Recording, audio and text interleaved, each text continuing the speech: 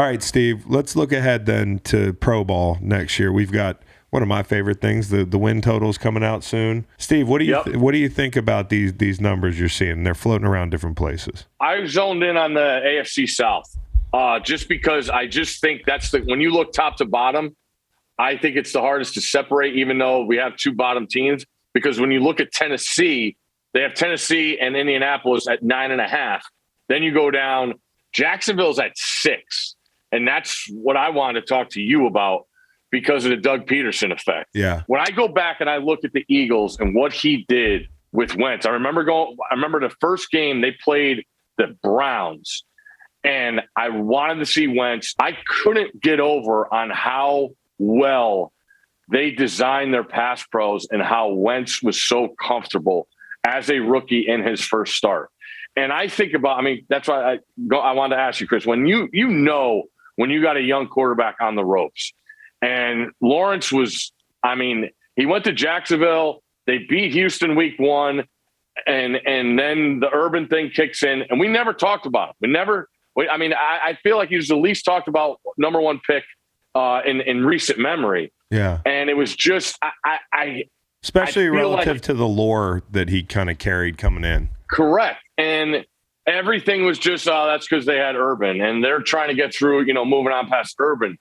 But now, I just think it's a great move to bring in Peterson because he's a guy that's going to take care of his quarterback. Now, they don't have great offensive line talent, but there's still things Doug Peterson could do to help him progress. And I think the number one thing is confidence. And how do you get that? When I realize I'm going to have 4 or 5 seconds to throw the football in a league. And you look at what they did in the draft. They go out and get defense. I think it was 5 of their 7 picks. Right. They get Christian Kirk, who's a difference maker for Lawrence. So I just feel like there's Christian teams Kirk like that. is one of the biggest difference makers in the history of football, dude. Already, he has made the biggest difference of any player in the history of the game, dude. Oh, yeah. You're talking about the wallet, I'm assuming. Everybody, all the fucking other coaches and GMs now have to deal with this guy wants a contract 4 years early. I'm out, dude. Christian Kirk got 18. That number's currently at 6. I'm taking the slight under. We talked about this the other day. I got him like maybe 5-6 wins. But this, I'm not being dismissive. I think Trevor plays better because of what you're talking about. But there's so much work to do for them. And correct. They're also piecing together a team with a bunch of free agents. So, people learn to play with each other. Yeah, Doug's awesome. I love Doug. But I would go slightly under. And then I have 2 words for you. Davis Mills, man. Like did Davis Mills die, Steve? Because last time I checked, he's up in Houston. He's in that division. Yeah. That's 2 L's a year, That's 2 L's a year right there. And you need those W's to get to 6.5 if you're the Jags. You can't count on it in Houston. Can't spell Mills without 2 L's. Exactly. You cannot. That's a good one. But then in that division, Chris, you look at the top with Tennessee and the Colts. Yeah. Like the Colts are going to do this again, a plug in and play quarterback. Tennessee just says, all right, AJ, see you later. That price tag's too high. They're scrappy. They don't care. Traylon Burks. Yeah. They go right out and get a difference maker there. Yeah. In the last year, right, of his contract. Yep. And he wants to get paid one more time, and he wants to say, hey, I don't have to mentor these motherfuckers. He wants to say that. Yep. He's also got to play better in the biggest game of the year, too. I know, but he talked about that to his credit. He talked about that. I'm a fan of his, and I don't think that was that big a deal, that thing with Malik. I think he's probably a good vet. I think he's probably being a good vet. Look at the Steelers. 7.5 is what I'm seeing right now on Action Network. So this, to me, on the surface, you're like, fuck, that feels high. They've struggled, right? And you're like Mitchell Trubisky or, who Kenny Pickett, like what's it going to be? I say take the over because I heard this stat today. The Steelers don't even leave the Eastern time zone this year. They travel less than like any team I've ever seen. Pittsburgh travels just 6,400 miles this season and never leaves the Eastern time zone. They're the only team not to cross the time zone this season. Seattle, on the other hand, will travel 29,400 miles across 34 time zones this year, both most in the NFL. Thanks for playing in Germany. Seattle. 5.5 is the total. Seattle is basically Japan, dude, and they're going to Germany. Like when I'm in Washington, I'm so far west, dude. I just feel like, I might as well be on the other side of the Pacific Ocean. They have to go to Germany. So take the Seahawks and bet on a house fire.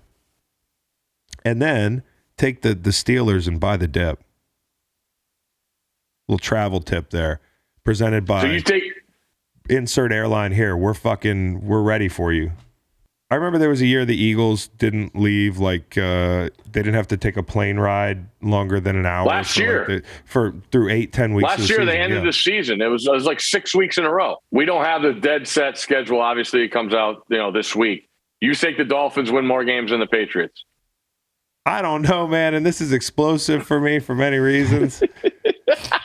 I think the Dolphins. I think the Dolphins are going to be a better team than the Patriots, but I still worry about the quarterback. I do. I really do. Mm-hmm. And Mac Jones, he's primed for a sophomore slump. Yeah, I think the Bills they're running that thing, man. They're just bully ball the rest of the division. They're not ready for the Jets. Will be better. What's the Jets number? 5.5. Take the over. Okay. Zach Wilson's going to be better. Buy the dip there. What's the Bears number? 6.5. Buy that dip. Take the Bears. I love Justin. That's about all I know about the Bears. Robert Quinn plays there. He's got 31 sacks last year. He's 56 years old. Buy the dip. Anybody else stand out to you, Steve? Oh, it felt like, when I was coming on week after week last year, when the Colts got it rolling, it was like, they went up to Buffalo and just gave it to them that game. And it's like, they could beat anybody.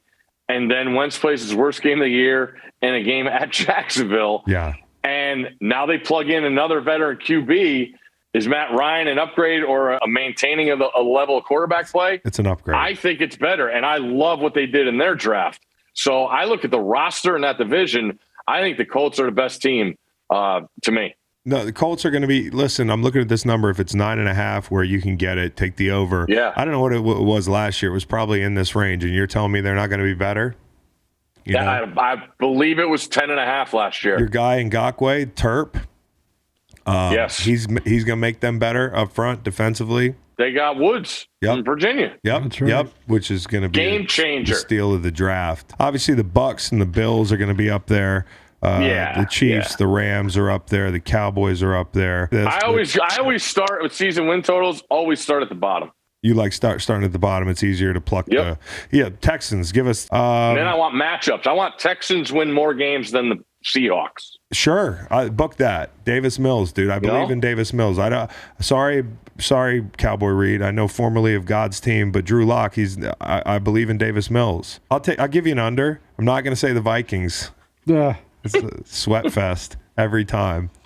The Niners, I'd look at the Broncos under. Just because you plug Russell Wilson in there doesn't mean things are going to change, Reed, like that. No offense. I think it's going to be a lot better. They're going to be good. They're going to be scary, but Russell is sending tape of himself throwing to the Broncos wide receivers to Peyton Manning to get feedback. So you got to count Russell Wilson and Peyton Manning. That's a really good point, dude, and you can't discount that. Peyton's not watching it, though, because he's getting ready for the Masters and the Manning Cup. Yeah, he's thinking about how he can become even more dominant. That guy is just dominating life. Peyton Manning. Yeah. One of the biggest life dominators ever.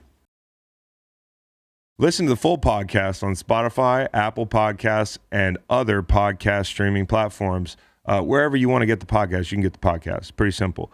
New episodes every Monday, Wednesday, and Friday. Don't forget to like and subscribe for more content. Podcasts get pretty wild. This is real tame.